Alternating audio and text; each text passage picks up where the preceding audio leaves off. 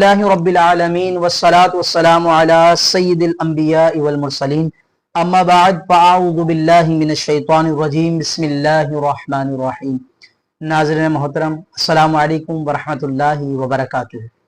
آپ دیکھ رہے ہیں عاقب نعت آفیشیل، اور ابھی ہم نے جس چیز کا آغاز کرنا ہے وہ وضو کا طریقہ ہے، اور یہ وہ بنیادی باتیں ہیں جو ہر شخص کو آنا چاہیے۔ اگر ہم ان چیزوں کو سیکھ لیں گے تو پھر ہم اپنی عبادات کو بہتر انداز میں ادا کر سکتے ہیں۔ تو آئیے شروع کرتے ہیں۔ سرکار دو عالم صلی اللہ تعالی علیہ وآلہ وسلم کا فرمان معظم ہے، جس نے دن اور رات میں میری طرف شوق اور محبت کی وجہ سے تین مرتبہ درود پاک پڑھا تو اللہ تبارک و تعالی پر حق ہے کہ وہ اس کے اس دن اور اس رات کے گناہ بخش دے۔ صلو علی الحبیب صلی اللہ تعالی علی محمد صلی اللہ علیہ وسلم۔ آئیے وضو کرنے سے گناہ جھڑتے ہیں، اس کی ایک خوبصورت سی حکایت سنتے ہیں۔ الحمدللہ عز و جل وضو کرنے والے کے گناہ جھڑ جاتے ہیں۔ اس ضمن میں ایک ایمان افروز حکایت نقل کرتے ہوئے حضرت علامہ عبد الوہاب شعرانی رحمت اللہ تعالی علیہ فرماتے ہیں، ایک مرتبہ سیدنا امام اعظم ابو حنیفہ رضی اللہ تعالی عنہ جامع مسجد کوفہ کے وضو خانے میں تشریف لے کے گئے تو ایک نوجوان کو وضو بناتے ہوئے دیکھا۔ اس سے وضو میں استعمال شدہ پانی کے قطرے ٹپک رہے تھے۔ آپ نے ارشاد فرمایا، اے بیٹے، ماں باپ کی نافرمانی سے توبہ کر لی۔ اس نے فوراً عرض کی، میں نے توبہ کی۔ ایک اور شخص کے وضو میں استعمال ہونے والے پانی کے قطرے ٹپکتے ہوئے دیکھے تو آپ رحمت اللہ تعالی نے اس شخص سے ارشاد فرمایا، اے میرے بھائی، تو زنا سے توبہ کر لے۔ اس نے عرض کی، میں نے توبہ کی۔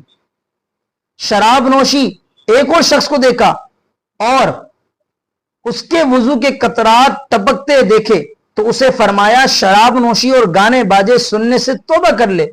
اس نے عرض کی، میں نے توبہ کی۔ سیدنا امام اعظم ابو حنیفہ رضی اللہ تعالیٰ عنہ پر کشف کے باعث چونکہ لوگوں کے عیوب ظاہر ہو جاتے تھے، لہٰذا آپ نے بارگاہ خداوندی میں اس کشف کے ختم ہو جانے کی دعا مانگی۔ اللہ عز و جل نے دعا کو قبول فرمایا، جس سے آپ کو وضو کرنے والوں کے گناہ جھڑتے نظر آنا بند ہو گئے۔ معلوم ہوا کہ اللہ والوں کو گناہ جھڑتے دیکھنے کی اللہ تبارک و تعالیٰ طاقت اور قوت عطا فرماتا ہے۔ چونکہ آپ اللہ کے ولی ہیں، امام اعظم ابو حنیفہ رضی اللہ تعالیٰ عنہ، تو آپ کی کیا شان ہے۔ تو وضو وہ بنیادی چیز ہے، اگر یہ مکمل ہوگا تو الحمدللہ ہماری دیگر عبادات بھی اچھے انداز میں ہم ادا کرنے میں کامیاب ہوں گے۔ وضو کس طرح کرنا چاہیے، اس میں کتنی ضروری باتیں ہیں جو ہمیں جاننا ضروری ہے۔ اس میں 4 باتیں بہت زیادہ ضروری ہیں۔ نمبر 1، پہلا ہے چہرہ دھونا۔ اس کو 4 فرض میں ڈیوائیڈ کیا گیا ہے، 4 فرائض اس کے بتائے گئے ہیں وضو کے۔ اگر کوئی بندہ یہ ادا کر لیتا ہے تو اس کا وضو ہو جاتا ہے، وہ اپنی عبادات کر سکتا ہے۔ نمبر 1 ہے چہرہ دھونا، یعنی جہاں سے عموماً بال اگتے وہاں سے لے کے تھوڑی کے نیچے تک، ایک کان کی لو سے دوسرے کان کی لو تک، یہ پورا حصہ چہرہ، اس کو دھونا یہ کیا ہے، فرض۔ اس احتیاط کے ساتھ کہ کوئی بھی جگہ سوکھی نہ رہے، پہلا فرض۔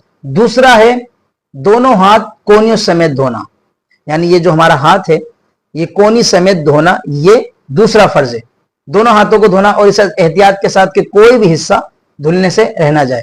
تیسرا فرض چوتھائی سر کا مسح کرنا، یعنی سر کے 4 حصے کیے، ایک حصے کا ہاتھ آپ نے گیلا کیا اور اس طرح پھیرا تو یہ بھی مسح ہو جائے گا، لیکن سنت طریقہ ہو رہا ہے، فرض ادا ہو جائے گا۔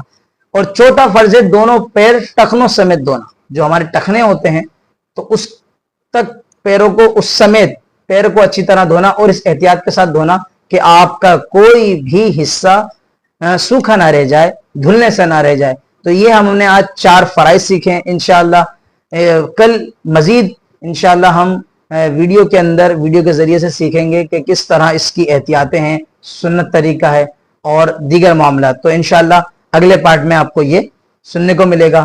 جب تک کے لیے اللہ حافظ، السلام علیکم ورحمۃ اللہ وبرکاتہ۔